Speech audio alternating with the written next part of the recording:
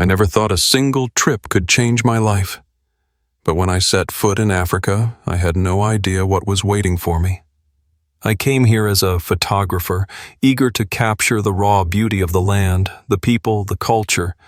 But what I found was something far more intense, far more unforgettable.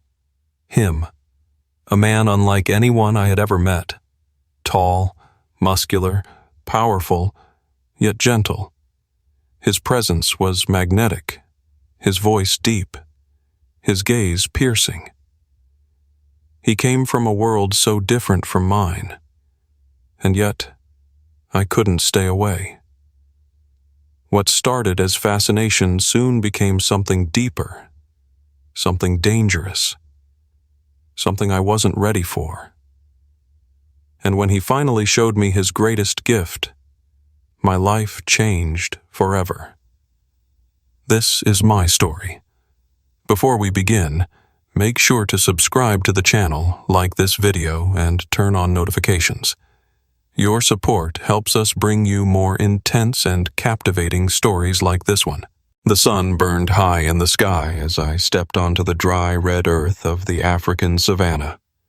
The heat wrapped around me instantly, thick and unrelenting, unlike anything I had ever experienced. Africa. I had dreamed of coming here for years, imagining the golden sunsets, the vast landscapes, and the raw beauty of a place untouched by modern chaos. As a photographer, I had traveled to many places, always chasing the perfect shot, the one that could tell a story without words. But this trip felt different. I wasn't just here to capture images. I was here to find something. I just didn't know what yet. The drive to the village was long, the dirt road winding through open plains and dense forests. I sat in the back of an old Land Rover, gripping my camera as we bounced over uneven terrain. The driver, an older man named Isaac, glanced at me in the rearview mirror. "You look nervous," he said with a slight chuckle. His accent was thick, his voice calm. "I guess I am," I admitted. "I've never been this far from home before." Isaac nodded. "Africa is not just a place. It's a feeling. You will understand soon." I stared out the window, watching as the land changed around me. The colors were deeper here, the greens richer, the sky impossibly blue. I lifted my camera and snapped a few shots, but the pictures didn't do it justice. There was something about this place that had to be felt, not just seen. As we got closer to the village, I noticed people walking along the road, women carrying baskets on their heads, children running barefoot, men gathered under trees, talking and laughing. Life here moved at a different pace. Then I saw him. At first, it was just a glimpse. A tall, muscular figure standing near the edge of the village, his dark skin glistening under the sun. He was shirtless, wearing only a loose cloth around his waist, his body carved like a statue. But it wasn't just his physique that caught my attention. It was his presence. Even from a distance, he radiated strength, confidence. He stood with a quiet power, his gaze focused on something in the distance.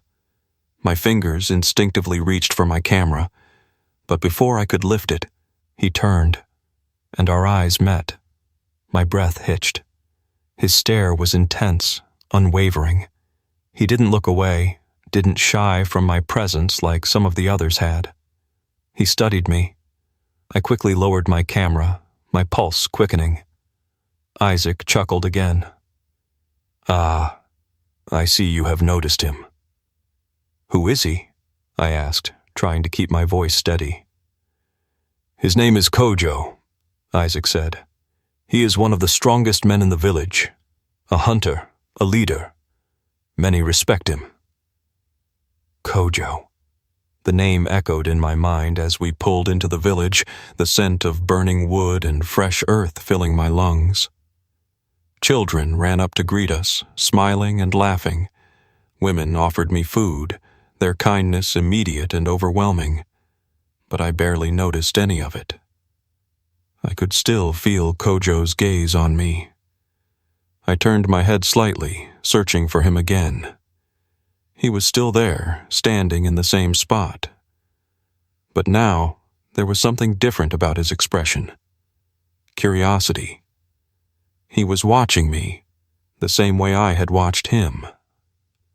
I felt a strange heat rise in my chest, not from the sun, but from something deeper. What was this? I had traveled across the world to capture beauty through my lens, but suddenly, I wasn't sure if I had come here to find Africa, or to find him. And for the first time in my life, I didn't know if I was ready for what came next. The village was alive with sounds. The laughter of children, the rhythmic beat of distant drums, the murmur of conversations carried by the warm breeze. But despite the vibrant energy around me, my mind was stuck on only one thing: Kojo. Even after I stepped out of the Land Rover and was greeted by the villagers, I felt his gaze on me, heavy yet unreadable. He hadn't moved from his spot, his stance strong, unwavering. I tried to focus on the moment. People were smiling at me, offering their hands in greeting. An elderly woman placed a beaded necklace around my neck, muttering something in her native tongue, and Isaac translated with a grin.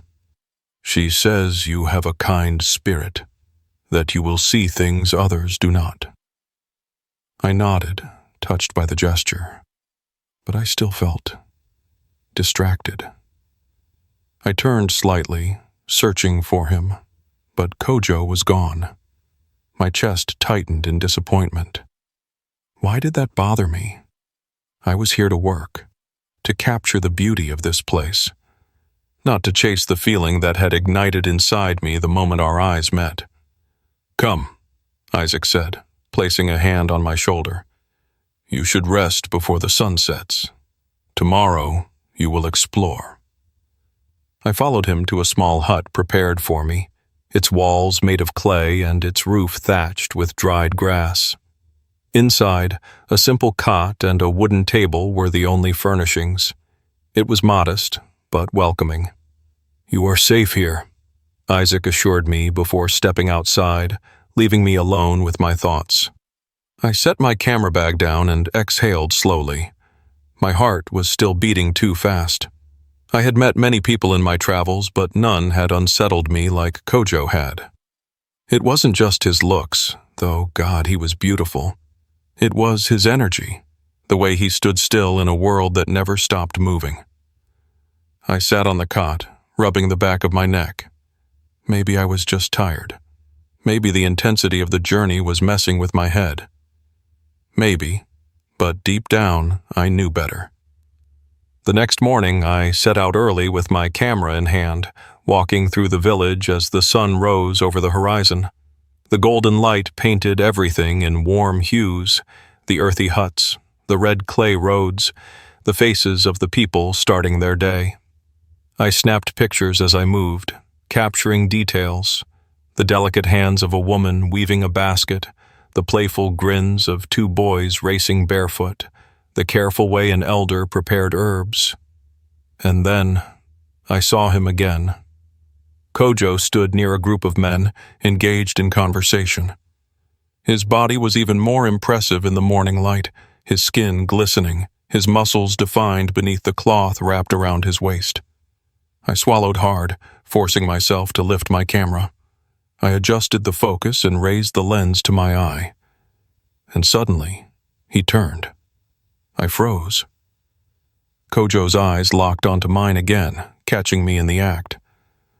I expected him to look away, to seem annoyed or uninterested. Instead, he simply watched me, his lips slightly parted, his expression unreadable. Slowly, deliberately, he tilted his head, almost like a challenge. My fingers hesitated on the shutter button. A warm flush spread over my skin. Was he testing me? Was he inviting me to keep looking? I swallowed, my hands steadying. Click. The camera snapped the shot. Kojo didn't move. Click. Another. The moment stretched between us, silent, charged. Then, He smirked. Just barely, but I saw it. And then, without a word, he turned and walked away. I exhaled shakily, lowering my camera. What the hell was that? I glanced down at the screen, scrolling back to the images. Each shot of him was perfect. Too perfect. The way the light hit his face, the power in his stance. But more than that, it was the intensity in his eyes. He knew exactly what he was doing. I ran a hand through my hair, feeling unsteady. I had come to Africa to capture its beauty, but I hadn't expected to become so captivated myself. I wasn't sure where this was going, but one thing was certain. Kojo had noticed me, and for some reason, he wanted me to know it. I spent the rest of the day trying to convince myself that I was overthinking it. Kojo had simply noticed me taking his photo. Nothing more. Maybe his smirk had been nothing but amusement, a reaction to my obvious curiosity. Maybe, in his eyes, I was just another foreigner with a camera, fascinated by a world so different from my own. But deep down, I didn't believe that. Because I had seen it. The way he held my gaze, the deliberate way he hadn't looked away. And that smirk. It had felt more like a silent message than anything else. Still, I tried to push it aside. I was here to work. So, as the sun began to set, I wandered farther from the village, my camera in hand, hoping to capture the evening light over the open plains. But I wasn't alone for long. I heard his footsteps before I saw him. Slow, measured. I turned around, and there he was. Kojo. He stood a few feet away, watching me like he had earlier that morning. But this time, there was no group of men around him, no distractions, just him, just me. I swallowed, gripping my camera tighter. "You're following me now?" I tried to joke, but my voice came out lower than I expected. Kojo's lips twitched. "You are the one taking pictures of me." I felt my ears burn. "You didn't seem to mind." A pause. Then, "I didn't." Something about the way he said it made my breath hitch. He took a slow step closer. I stayed rooted to the spot, unsure whether I wanted to step back or forward. His eyes flickered down to my camera. "Let me see." It wasn't a question. I hesitated, then lifted the camera, scrolling back to the images I had taken earlier, the ones of him. Kojo stepped closer, too close, and leaned in slightly to look at the screen. I could feel the heat radiating off his skin, the faint scent of earth and sweat clinging to him. My pulse thumped erratically. He studied the images in silence. I should have been the one analyzing them, pointing out the lighting, the composition. But all I could focus on was how close he was. His breath on my neck, the tension in his posture. Then he reached out. Before I could react, his fingers brushed against mine, curling around the camera. The touch was brief, but it sent a jolt through my entire body. Not just because of the contact, but because he didn't pull away immediately. Kojo turned his head slightly, his face now inches from mine. "I look strong," he said, his voice quieter now. I swallowed. "You are." His eyes held mine. "And you? What are you?" I parted my lips, but nothing came out. What was I? A photographer? A visitor? A man who was suddenly feeling things he wasn't ready to admit? Kojo didn't wait for my answer. Instead, he lifted a hand, and for a fleeting second, his fingertips brushed against my forearm, light, testing, deliberate. Then, he was gone. He turned and walked away without another word, leaving me standing there, breathless, confused, and wanting more. I barely slept that night. I lay on the small cot in my hut, staring at the ceiling, feeling the heat of the day still clinging to my skin. But it wasn't the temperature that kept me restless. It was him. Kojo. His voice, his presence, the way his fingers had barely brushed my skin but had set something inside me on fire. I replayed our conversation over and over, trying to find meaning in every glance, every word. Had I imagined it? Was it just my own mind twisting an innocent moment into something more? But his touch had lingered, and no matter how I tried to rationalize it, I couldn't ignore the way it had made me feel. I turned onto my side, exhaling sharply. I was in trouble. The next morning, I threw myself into work, trying to distract myself. I moved through the village with my camera, capturing the quiet beauty of daily life. Women preparing food over open fires, children playing in the dust, elders sitting under the shade of a baobab tree, their voices low and wise. But no matter where I went, no matter how hard I tried to lose myself in my work, I felt his presence. Even when I couldn't see him, I knew he was watching. And when I finally did spot him, standing at a distance, arms crossed over his broad chest, eyes locked on me like a silent question, I knew I couldn't avoid him forever. I took a steadying breath and walked toward him. Kojo didn't move. "You're quiet today," I said when I reached him, forcing a small smile. His gaze flickered over me, slow, assessing. "You avoided me." I let out a short laugh, though it felt hollow. "I've been working." His lips curved slightly. "But still, you avoided me." I hesitated, unsure how to respond. Kojo stepped closer, his voice quieter now. "Why?" The air between us shifted. I suddenly felt exposed, like he could see every thought running through my head. "Because you make me feel things I don't know how to handle. Because your presence alone pulls me in like gravity. Because I don't know if this is real, or if I just want it to be." I swallowed hard. "I don't know." Kojo studied me for a long moment, then, without warning, he reached out and took my hand. I sucked in a breath. His grip was firm but warm, his calloused fingers rough against mine. He didn't speak, didn't explain. He just held it. And then he pulled me with him. I didn't resist. I let him lead me away from the village, past the huts and the open cooking fires, past the dusty roads and into the wild. The trees grew thicker around us, the air cooler in the shade. The sounds of the village faded behind us, replaced by the rustling of leaves, the distant calls of birds. Only when we reached a small clearing, a secluded spot where the sun filtered through the trees in golden patches, did he stop. Kojo turned to me, his grip still firm on my hand. "Do you trust me?" he asked. I wasn't sure how to answer that. I barely knew him. But at the same time, I felt like I had known him forever. Did I trust him? I nodded. Kojo's lips parted slightly, like he hadn't expected my answer. Then, slowly, he lifted my hand and pressed it against his chest. My pulse skyrocketed. His skin was warm beneath my palm, his heartbeat steady and strong. I felt his muscles tense slightly under my touch, but he didn't pull away, and neither did I.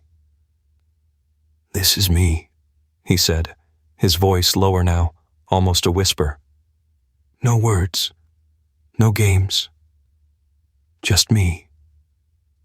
I opened my mouth, but nothing came out, because for the first time since meeting him, I wasn't thinking. I was just feeling. The space between us was gone. I could feel his breath, the heat of his skin, the unspoken promise in his touch. And then, a sudden noise, loud, sharp, a voice calling from the village, urgent, shouting. Kojo immediately stepped back, his jaw tightening as he turned his head toward the sound. I barely had time to process what had just happened before he grabbed my wrist, pulling me with him again. This time toward the village. Something was wrong. And just like that, the moment between us, whatever it was gone. The shouting grew louder as we reached the village. People were gathered near the center, voices overlapping in urgency. Kojo's grip on my wrist tightened as he pulled me forward. A man was on the ground, his leg twisted unnaturally, pain etched across his face. Others surrounded him, speaking in rushed tones. Kojo knelt beside him, his expression serious. He pressed his hands against the man's ankle, testing the injury. A sharp cry confirmed the worst. It was broken. Someone handed Kojo a cloth. With careful, practiced movements, he wrapped the injured leg. The strength in his hands was undeniable, yet his touch was gentle. I stood frozen, watching. Then his eyes met mine. "Hold him," he said, voice steady. I hesitated. "Now!" I obeyed, kneeling to steady the man's shoulders. He groaned in pain, gripping my arm. Kojo worked quickly, securing the makeshift bandage. When he finished, he placed a reassuring hand on the injured man's chest. "You will be fine." There was no doubt in his tone, no hesitation, only certainty. I exhaled, realizing my own hands were shaking. Kojo turned to me. "You did well." Something passed between us again, silent, electric. Then he stood and walked away. I didn't know what had just happened, but I knew one thing. I wanted more. That night I sat outside my hut, staring at the sky. Footsteps approached. I didn't turn. I knew who it was. Kojo sat beside me. Silence. Then, his hand brushing lightly against mine. I looked at him. "I see you," he said, voice quiet. The words sank deep.